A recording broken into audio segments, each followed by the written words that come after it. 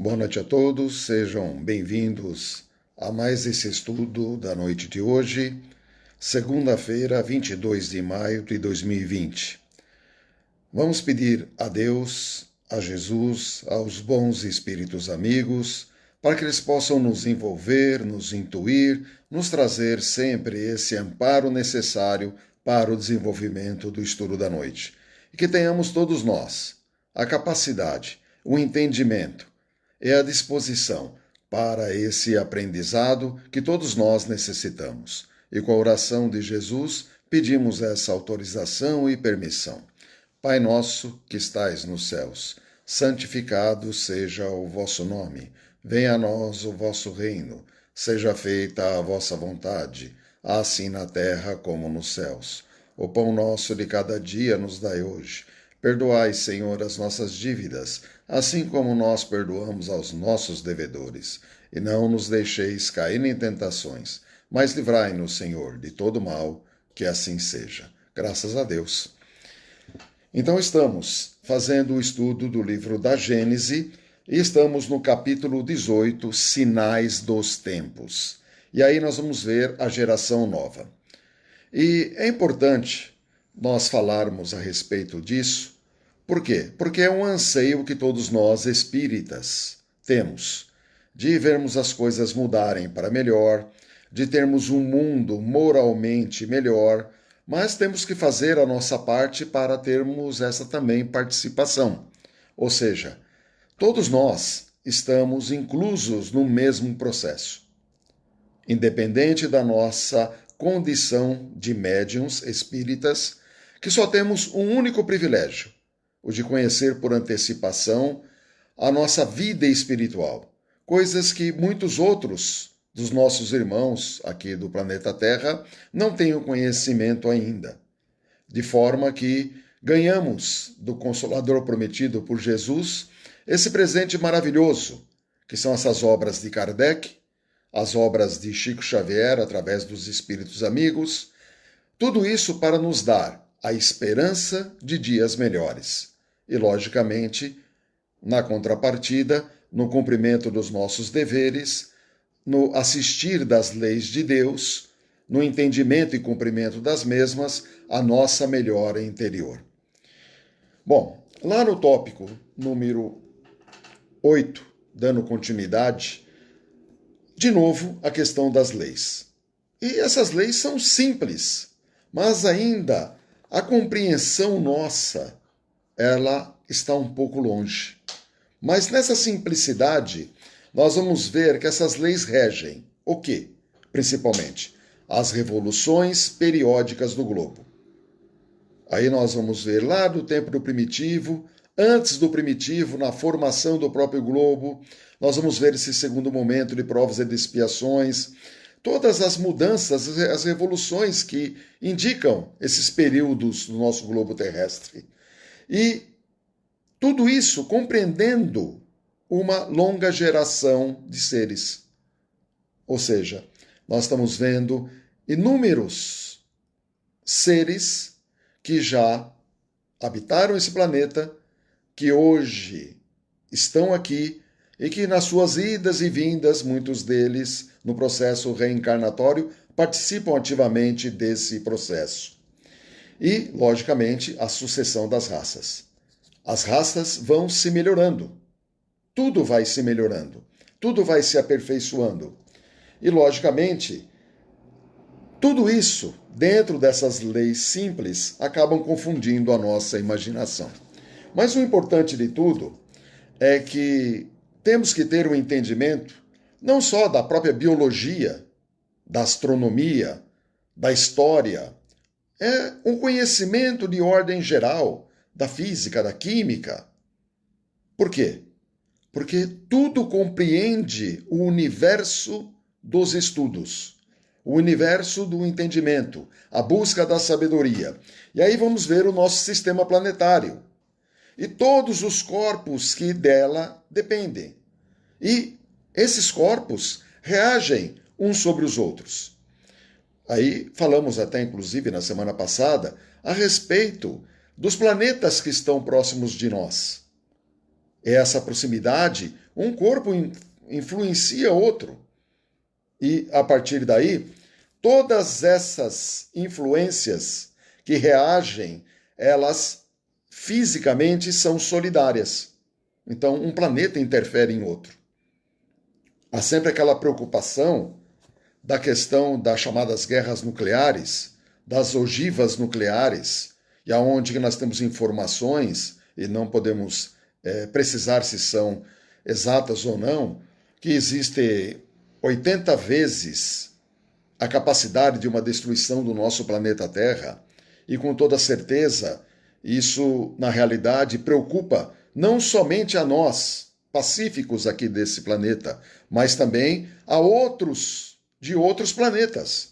Porque, vamos imaginar, dentro da nossa capacidade, uma capacidade de destruição de 80 vezes.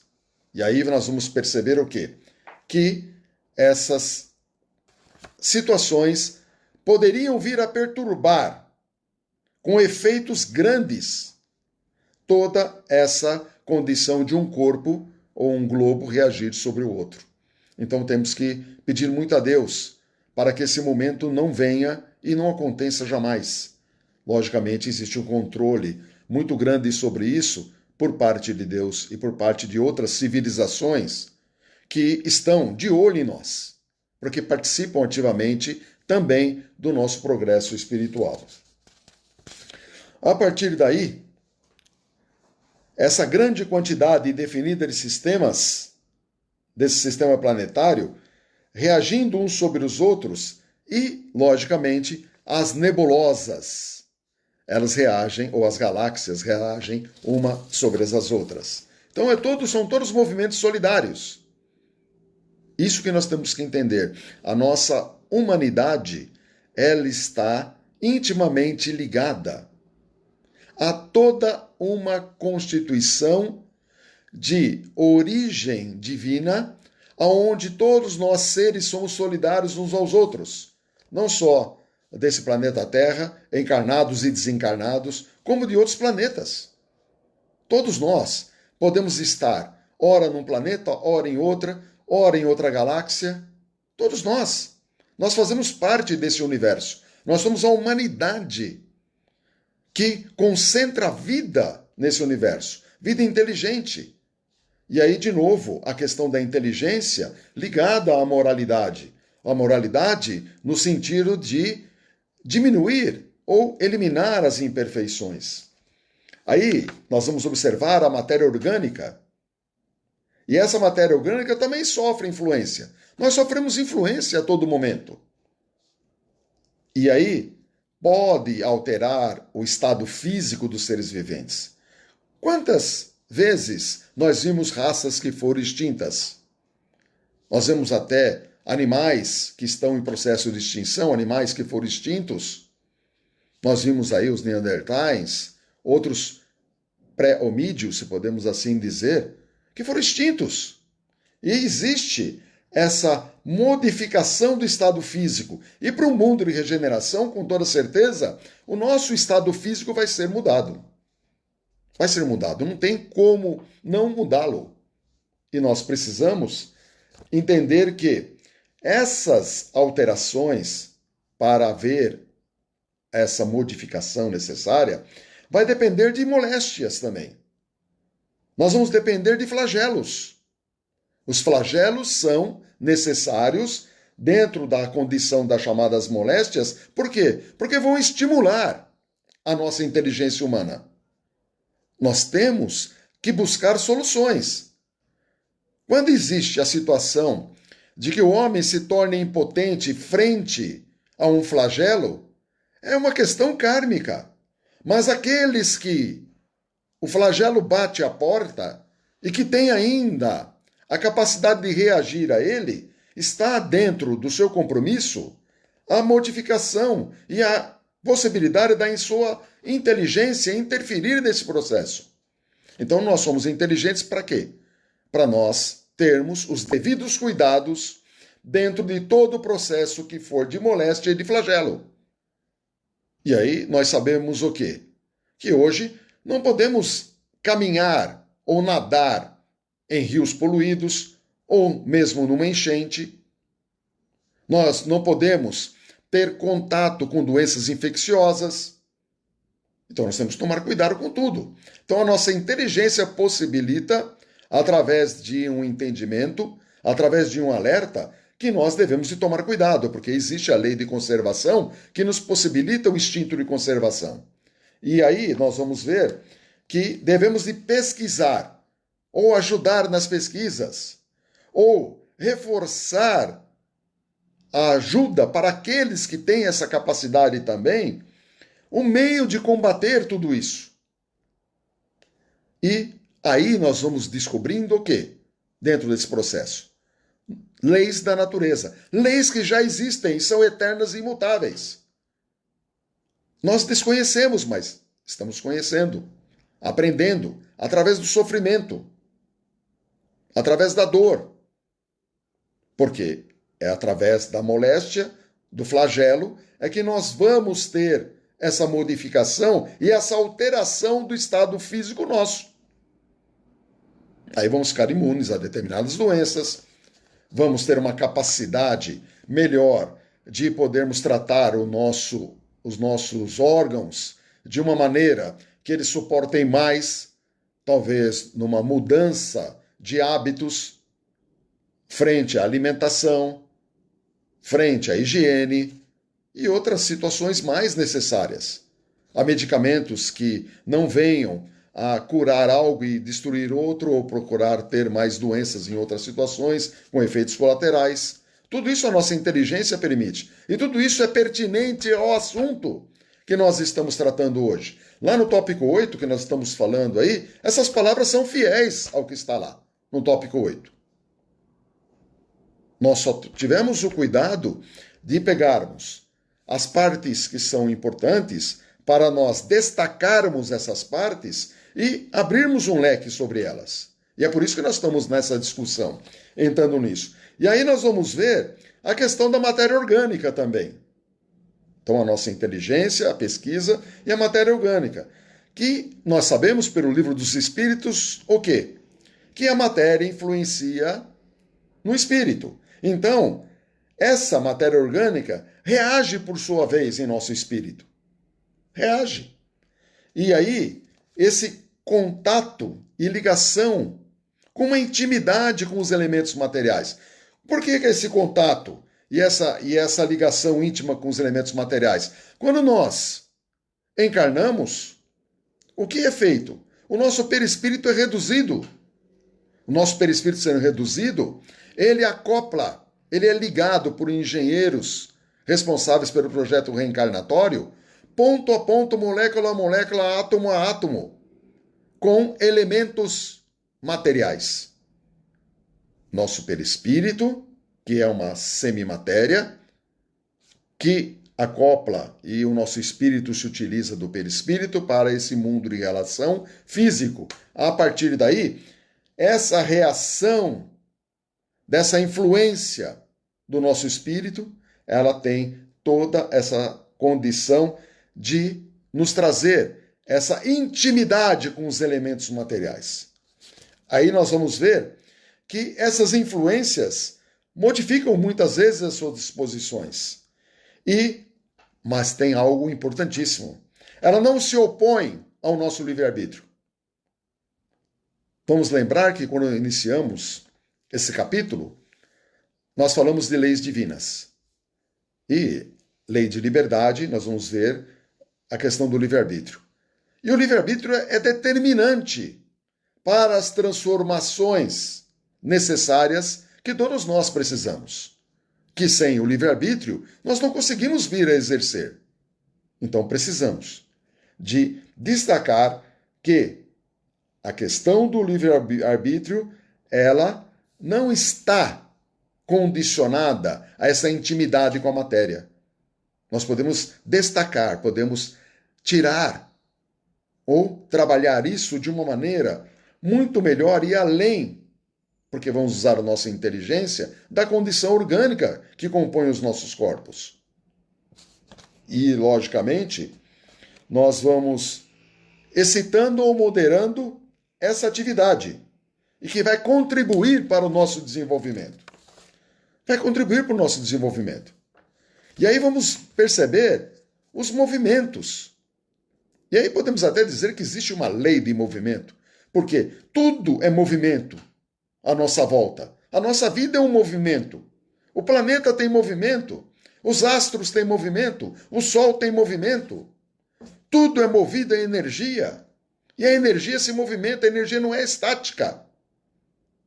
E aí nós vamos ver que esses movimentos que nós vimos agora, isso se manifesta em um todo, ou em tudo, em uma população. E entre homens de uma mesma raça. Quando nós falamos uma mesma raça, vamos entender a nossa raça humana aqui concentrada no nosso planeta. Então, tudo isso, ninguém vai estar diferenciado dessa situação do movimento. Todos nós estamos inclusos nele. E nada é por acaso. E nada é resultado de um capricho. Então Deus não está brincando. Deus não está fazendo de conta. Deus não está, de uma maneira ou outra, dirigindo as nossas vidas por um capricho. Porque temos o nosso livre-arbítrio.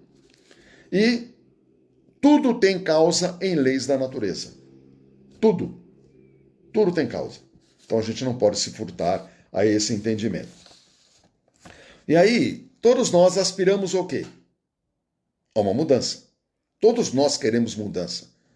E dentro de nós existe aquela condição maior de querermos o melhor, querermos o bem. Só que precisamos filtrar isso. Não é o bem somente nosso. Não é o melhor somente para nós, mas sim para toda uma coletividade. Porque estamos irmanados.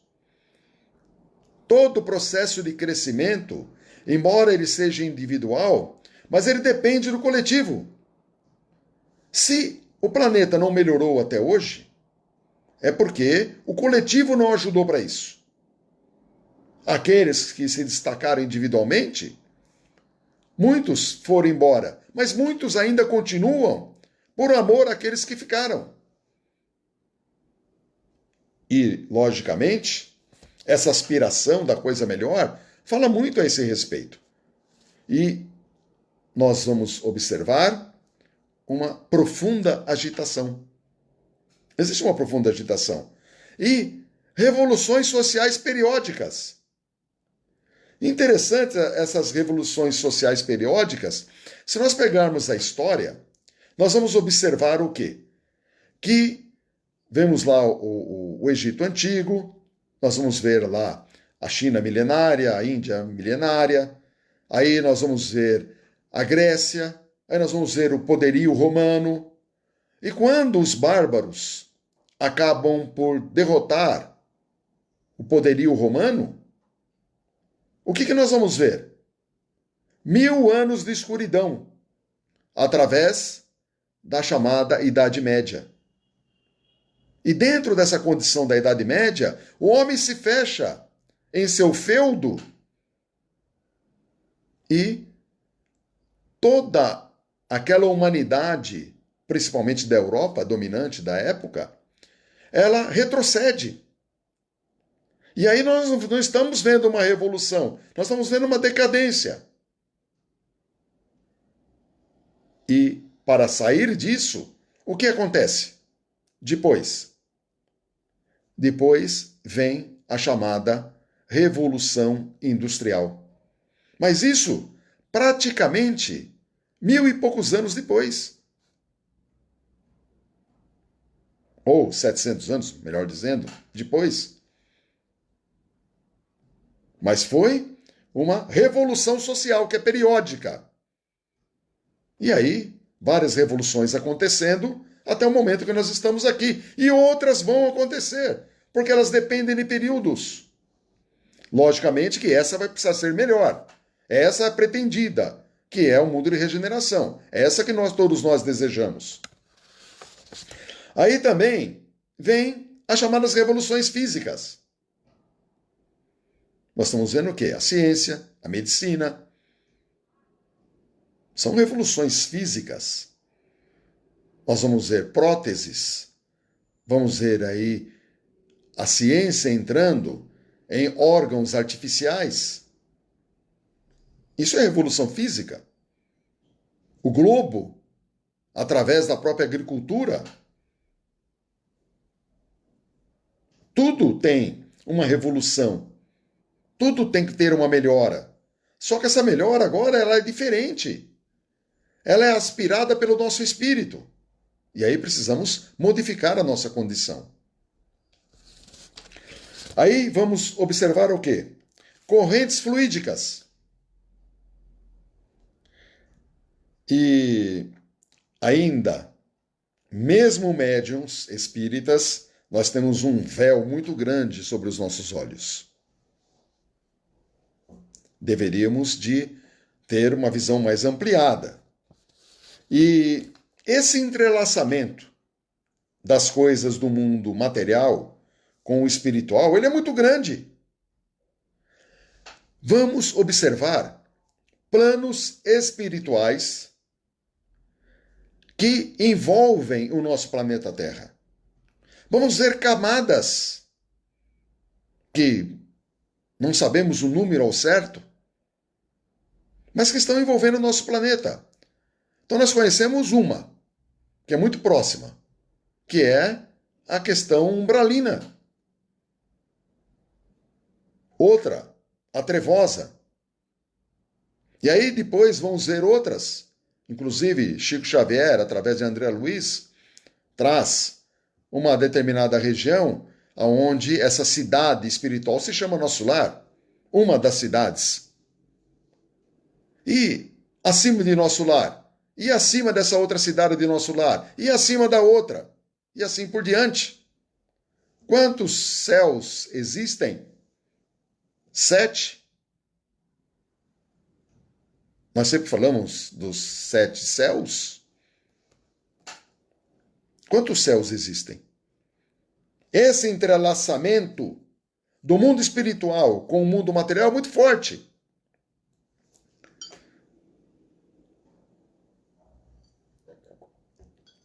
Porque nós, de uma maneira ou outra, estamos coletivamente unidos. Estamos entrelaçados. Aí nós vamos ver o quanto é profundo esse entendimento do mundo de regeneração e quantos requisitos são necessários para que a gente possa aspirar esse mundo. Quantas barreiras precisam ser ultrapassadas? Quantas situações precisam, de uma maneira ou outra, serem superadas? Não é fácil adentrar ao mundo de regeneração. Não é fácil. Porque bastaria a vontade de Deus dizendo: agora vai se fazer um mundo de regeneração. Agora vocês vão, como um crescimento de idade, vocês estão na idade madura, então agora vocês têm direito ao mundo de regeneração. Não é assim. Nós temos que ser maduros moralmente, não fisicamente. E, lógico, essas leis fatais, elas precisam ser cumpridas, porque elas são fortes. E tem que ser cumprida. E essa transformação para a elevação na hierarquia dos mundos. Olha como é sério isso. A nossa Terra precisa se elevar na hierarquia dos mundos. Não é mensagem de desesperança dizer que é difícil atingirmos o mundo de regeneração. Mas podemos dizer, ao mesmo tempo, que isso vai exigir grande esforço de nossa parte. Nós saímos do primitivo. Olha como nós somos capazes. Saímos do primitivo. Adentramos ao mundo de provas e de expiações. Quantos milênios estamos no mundo de provas e de expiações? Uma conta rápida. 5.000? 8.000 anos? Mais ou menos? Agora, quando adentrarmos ao mundo de regeneração, quantos milhares de anos vamos precisar para ir para o mundo feliz? 10.000 anos? 10.000 anos dentro do mundo de regeneração? Será que será o suficiente? Será que 7.000, 8.000 agora do primitivo para o mundo de provas e expiações? Será que precisamos de 12? Chico Xavier nos traz perto entre 2057 a 2100. Os espíritos vão começar a se firmar. Daqui 37 anos, espíritos com missões específicas começarão a vir com esse propósito. Nós estamos, por enquanto, na agitação. Nós estamos, por enquanto, no movimento. Nós estamos na condição de formarmos um alicerce para merecermos receber esses espíritos na nossa atmosfera espiritual, que ela não é tão simples assim como a gente pensa, porque a nossa atmosfera espiritual comporta umbral e comporta trevas. Porque além da nossa condição encarnatória, temos esse outro lado também, espiritual, para ser resolvido. E como se resolve a umbral e as trevas? É não indo para lá. E como se faz para não ir para lá? Seja bom, se reforme, trabalhe para o bem. Aí você não vai no umbral e não vai nas trevas. Aí você começa a eliminar essa atmosfera. Aí nós vamos ver essas crises de crescimento para nós, indivíduos, aqui nesse planeta, serão penosas e dolorosas. Penosas e dolorosas. São palavras que estão no texto. Foram extraídas fielmente do texto. Arrastam as gerações, as instituições. Por quê? Vai ter que tudo mudar. As gerações vão ter que mudar. As instituições vão ter que mudar. Não pode continuar a mesma coisa. Nós estamos há 7, há 10 mil anos sendo comandados por reis, rainhas, faraós, czares. A distinção entre a casta nobre e a miséria continua tudo igual. De 7.000, 8.000 anos atrás, está a mesma coisa.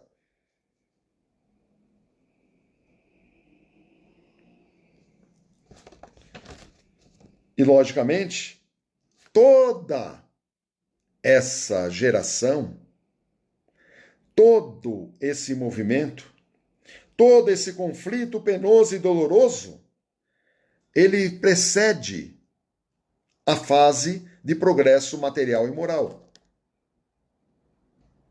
Ele precede. Mas não indica que estamos aptos para isso. Nós estamos estudando, tentando conhecer, para tentar aplicar em nós, para podermos ter esse merecimento. Que senão, não tem como. E aí, nós nos agitamos por todos os lados. Aí já, logicamente, dentro do tópico 9, aqui já estamos falando.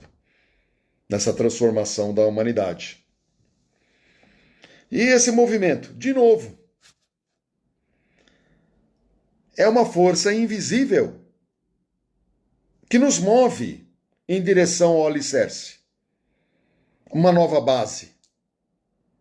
E aí, o que vai acontecer quando nós tivermos essa nova base? Vão se mudar os costumes? Vão se mudar o caráter?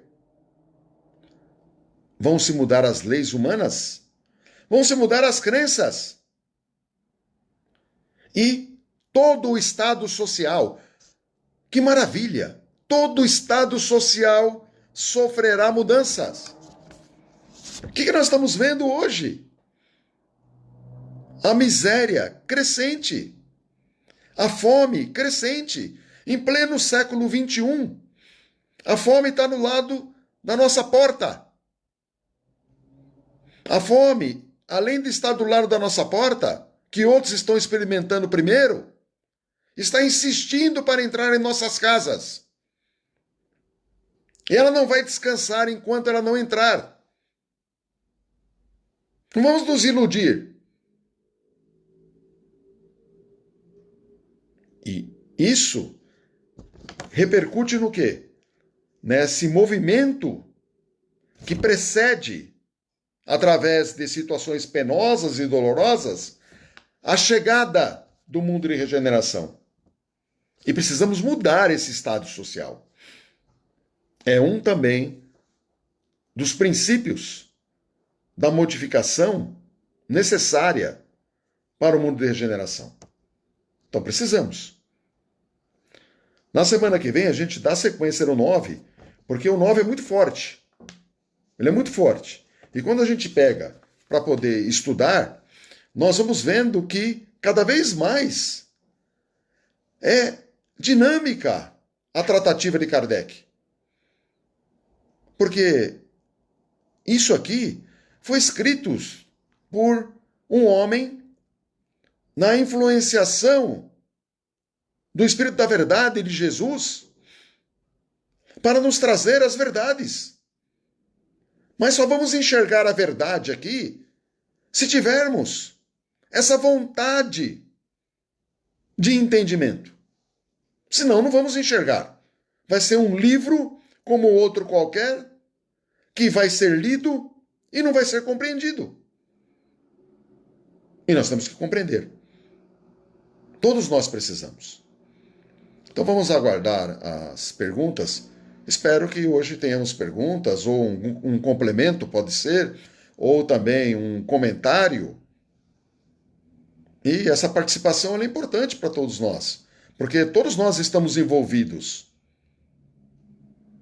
E dentro daquele contexto que foi passado, se tiver alguma coisa que não concorda, também pode externar isso. Ninguém sabe tudo. Todos nós temos que, por vezes, recorrer a pesquisas para podermos ter um entendimento sobre o que está escrito dentro dessa matéria. Então você tem vivência pessoal, você tem a sua pesquisa, você tem todo um conjunto de situações que te movem para esse entendimento. E todos nós precisamos de ajuda. Estamos todos no mesmo barco.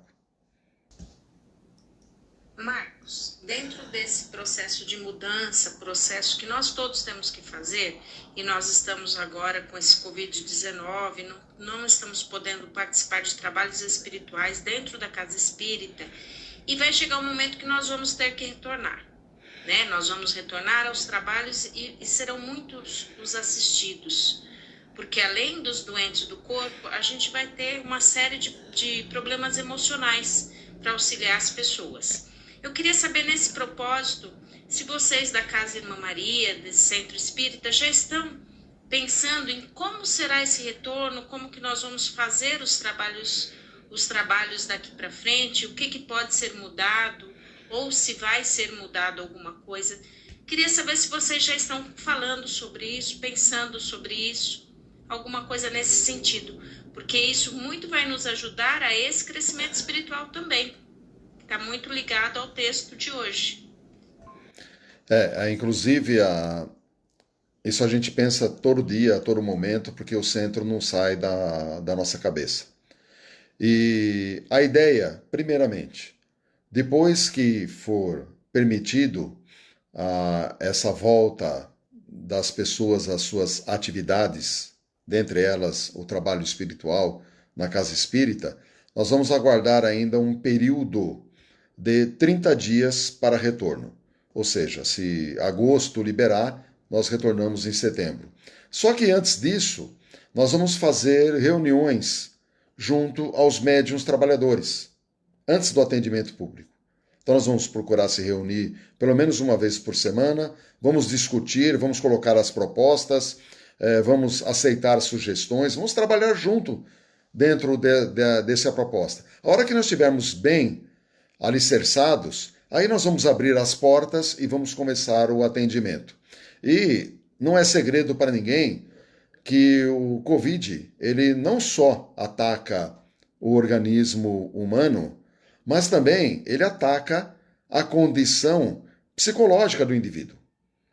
Então tem muitos que estão sofrendo por demais com essa pandemia, inclusive nessa questão da própria condição psicológica. Então todos nós temos que estarmos juntos e unidos e estudarmos muito para dar esse primeiro atendimento a essas pessoas que vão nos procurar. Porque nós vamos ter duas vertentes. A primeira, que vai buscar alimento no centro, alimento material. Porque a miséria ela está crescendo cada vez mais, então nós vamos ter que trabalhar muito nesse propósito. E a parte psicológica, ela vai estar também de pronto. Então são duas vertentes, psicológica e a parte material. Então vamos procurar todos juntos buscarmos soluções para podermos ajudar a todos aqueles que vão nos procurar. Mas no primeiro momento, esses 30 dias antes da volta ou as portas abertas serão nossos para nós traçarmos aí os nossos planejamentos. De tudo isso que você está falando, dentro desse processo evolutivo, interessante, né? A gente vai refletindo essa possibilidade, essa realidade que nós, espíritas, temos que ter consciência de que nós não estamos presos ao planeta Terra, que nós fazemos parte de uma humanidade universal, que nós encarnamos em outros planetas e tudo faz parte do processo de evolução e tudo é uma questão de esforço e os processos, como a encarnação, a desencarnação se dá, ela é meio complexo, por exemplo, como você mesmo citou dos flagelos, né, essas desencarnes em massa, como o momento que a gente está vivendo hoje, eu não quero falar dele, mas é um exemplo, né? Tudo isso não é uma coisa muito fácil de se absorver com tranquilidade. É necessário bastante esforço para que a gente entenda tudo isso com naturalidade e viva com naturalidade para desenvolver, para a gente se desenvolver, né, dentro da vida que a gente está atualmente e atingir os nossos objetivos, não é isso? Sim. Sempre a gente tem que buscar esse alicerce dentro do conhecimento que vai nos dar um alicerce dentro da condição dos nossos sentimentos e, logicamente, nessa amplitude da doutrina espírita, ela vai nos dar a condição da gente suportar essas adversidades, principalmente na tratativa da morte, porque é o grande X da questão. E é nisso que a gente se debate a todo momento e a todos os dias. Porque, mesmo sendo espíritas, todos nós temos ainda um pouco de dúvida em relação à chamada morte. E quando nós falamos a respeito das trevas, do umbral, que todos nós podemos adentrar a eles, mas nem que seja por poucos momentos, mas nós podemos. E isso causa uma certa intranquilidade. E se não formos nós, temos os nossos entes queridos, que, logicamente, também vão passar pelo mesmo processo. Às vezes eles podem não estar preparados, e isso nos incomoda também, porque apesar de todos os esforços que nós fazemos, nós queremos comunicar a boa nova a eles, e às vezes eles a rejeitam. Mas são coisas da vida. E a morte é um fenômeno natural.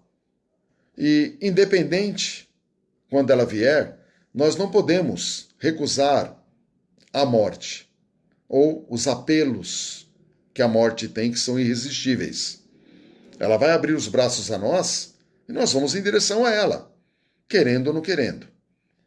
Então é melhor estar preparado sempre pelo alicerce do conhecimento e pelo alicerce do trabalho que principalmente a doutrina espírita nos convoca a realizar.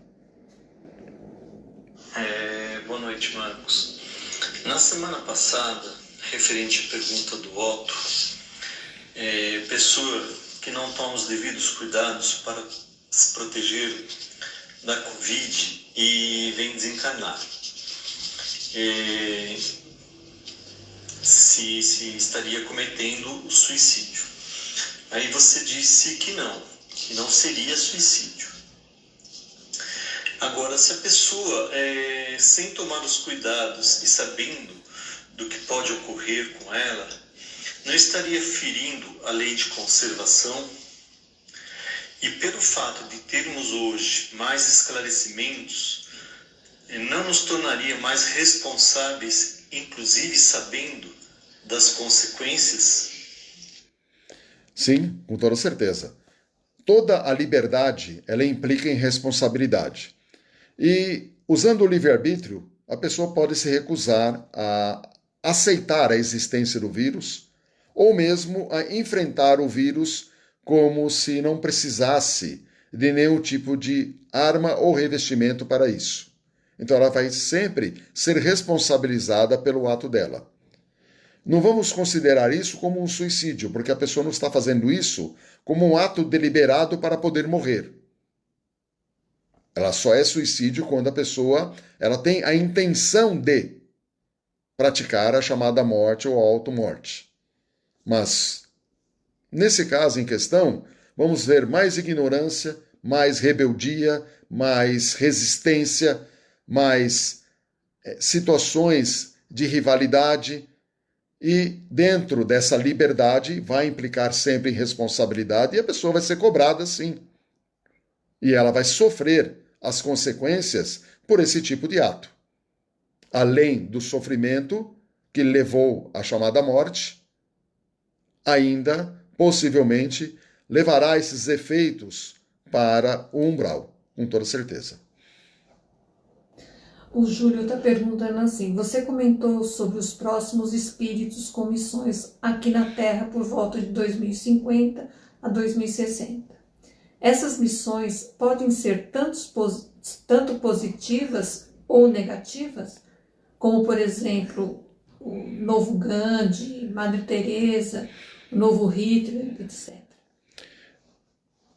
Primeiro, quando existe um projeto reencarnatório, e dentro dessa projeção, por volta do ano de 2057 ou um pouco mais adiante, para o mundo de regeneração, nós não vamos ver espíritos que são altamente inteligentes, mas moralmente ainda diminuídos, encarnando aqui para poder participar desse processo. O que nós vamos ver são espíritos que já estão aptos para esse momento, na ajuda do processo de regeneração, para alavancar aqueles que apresentam condições de adentrar ao mundo de regeneração. Ou seja, 2057 até 2100, possivelmente a nossa parte aqui, quem está nascendo hoje, exemplo, se viver até 2100 vai ter aí 80 anos de idade. Possivelmente não veja isso. Mas aqueles que estarão reencarnando entre 2057 e 2060, em 2100 terão 40 anos de idade. E eles vão participar de todo esse movimento que, atrás deles, outros irão vir. Ou seja, a humanidade irá ser substituída. Aqueles que não apresentam condições morais serão, como exemplo de capela, recambiados, exilados para outros orbes que estão iniciando o seu processo de desenvolvimento moral. e consciencial. E terão grandes padecimentos por isso. Porque através de todo esse esforço, dessa lapidação do caráter, através de uma brutalidade, de uma rudeza, é que vão começar a aprender a realmente a reformar seus valores. Porque se hoje você tecla no computador, você tem acesso à informação rápida e você não está apto moralmente e chegou o mundo de regeneração e você não pode ficar nele, com toda certeza você vai quebrar pedras. Vai ter que caçar no outro mundo. Vai ter que participar da invenção da roda. Vai ter que trabalhar rudemente numa agricultura precária para poder ensinar com a sua inteligência de teclar num computador ou no smartphone. Vai ter que, um processo intuitivo de conhecimento, ensinar aqueles homens rudes, embrionários ainda, a como plantar sementes, a como cultivar o campo. Observa que, na realidade, esses personagens que poderiam ser ruins, eles estão com os dias contados. E, com toda certeza, não retornarão mais a esse momento aqui no planeta Terra, a não ser que eles se reformem e aí eles vão ter o seu espaço com toda certeza. Porque eles também são filhos de Deus. Marcos, mas não é um suicídio involuntário? Porque André Luiz, ele não teve a intenção de se matar, mas com o tipo de vida que ele levava, ele foi considerado um suicida no plano espiritual, como um suicida involuntário, não é isso? Então não seria o mesmo caso da Covid? Pode-se chamar suicida involuntário, sim. Falamos do suicida voluntário, aquele que tem a intenção de se matar, e tem o suicida involuntário, que é colocado aí na questão da pessoa que tem a sua rebeldia, que quer ir contra tudo e contra todos, que paga para ver. Mas quando a gente fala a respeito disso, e a gente frisa a palavra suicídio, é sempre bom a gente ter uma certa reserva em relação a isso. Inclusive, André Luiz era chamado de suicida no vale onde ele estava, no umbral, no aspecto de ele poder vir a ser, de uma maneira ou outra, humilhado dentro do seu orgulho. Aqueles outros que estavam acompanhando, naquela esfera em que se encontrava, judiavam dele no modo de falar e ofendê-lo. Mas, quando nós olhamos a condição de André Luiz, mesmo naquele suicídio involuntário, entre aspas, ele não difere de nós, porque ele era aquele homem que cometia excessos como todos nós cometemos. A gente tem excesso da gula, a gente tem excesso do álcool, a gente tem excesso do cigarro, tudo que ele fez. Aí todos nós vamos estar incluídos no processo do suicídio involuntário. Então não vamos pensar que nós poderíamos vir a nos abster desses costumes e eles seriam suficientes para nos tirar da condição de suicidas involuntários.